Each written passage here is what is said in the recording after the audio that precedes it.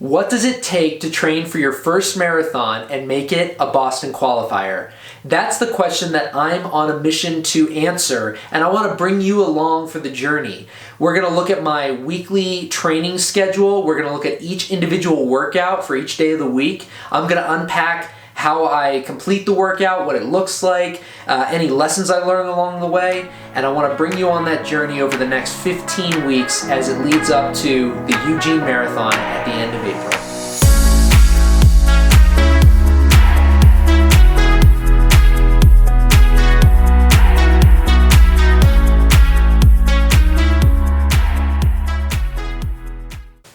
Alright, so a quick background on where I'm at in my running journey. About a year ago, maybe 14 months, I started running just about when I was turning 30.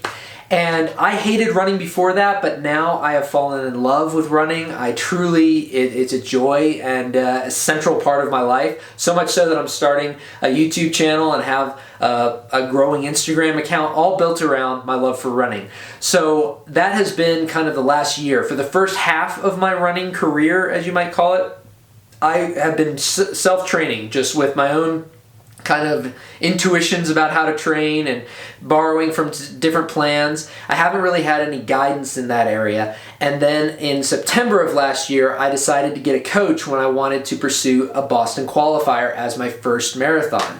And that has been an excellent experience. I'll link to my coach's website down below.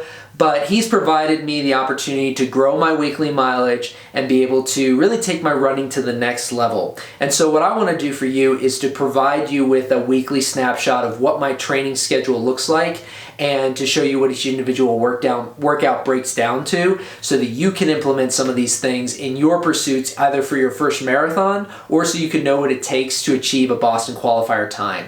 So with that being said, let's dive right into my Monday workout from last week.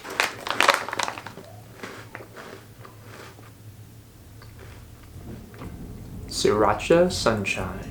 Alright, so Monday last week. Every Monday is a speed workout day.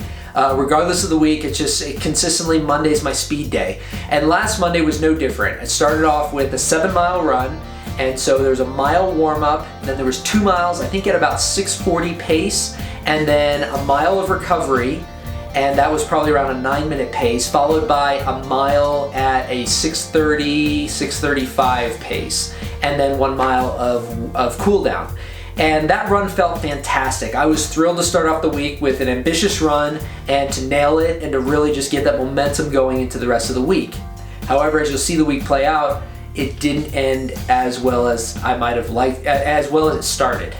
On Tuesday, I ran some filler miles or junk miles, whatever you want to call it. I love these runs. It was about 8:30 pace, 7 miles, and my body was feeling a little off, but I figured that was basic fatigue from the prior day's speed workout. That leads us into Wednesday morning where I reduced the mileage back to 6 miles and ran about a 9-minute pace. I was feeling a little off and I figured that was probably attributable to not getting as great a night's sleep because we're sleep training our youngest child right now, and so I'm not getting a consistent night's sleep. But on Thursday morning when I was supposed to do my second speed workout of the week, everything kind of came to a point and it was not good. So on Thursday morning, I got up and was going to do an 8-mile run, and it was going to be a progressive run, right? I'd run a 7:25 pace, 7:15 pace, 7:05, 6:55, 6:45, and 6:35. Lots of fives. But it was basically just progressing by 10 seconds per iteration per mile, and I was supposed to go through that whole workout all the way down to a 1-mile cool down at the end. I got up, felt off immediately, and knew that something was kind of just off. I don't know how else to describe it.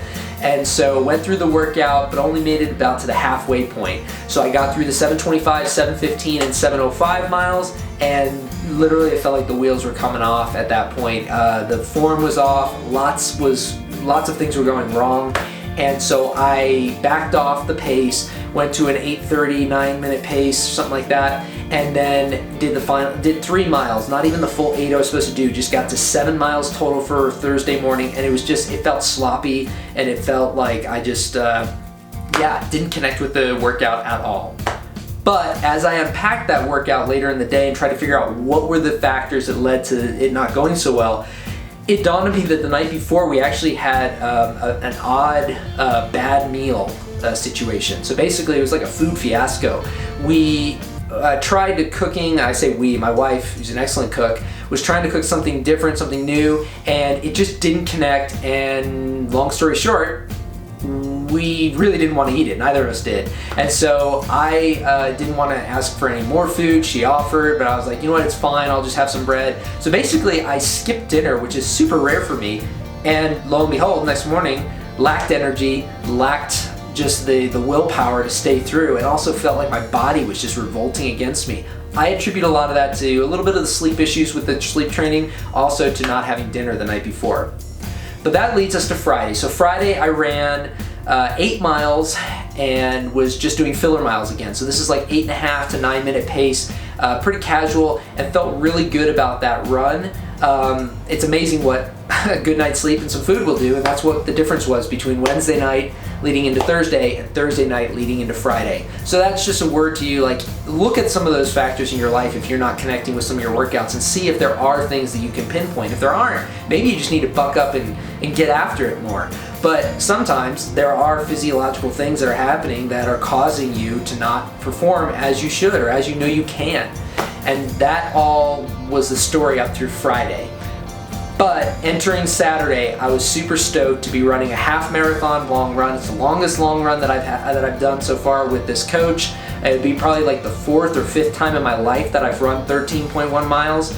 And so I was really excited to take on the challenge. Went out to Santa Fe Trail, and yeah, it was cold. It was it said that the wind chill was around like 8 or 9 degrees when I started, and the actual temperature was somewhere around 20. And so it was a cold morning, but it was great to get out there on the trail, get the 13.1 in, get some good footage, which I'm going to include, little plug for later this week, I'm going to include in a video that's going to be released a little later, and it's going to be a trail run video on the Santa Fe Trail. So I was excited to do all that, but that was an awesome workout to nail. All told, we ended up with 48 miles for the week logged, 48.1 I guess, logged, and that's the longest or the highest amount of mileage I've had in any training week to date.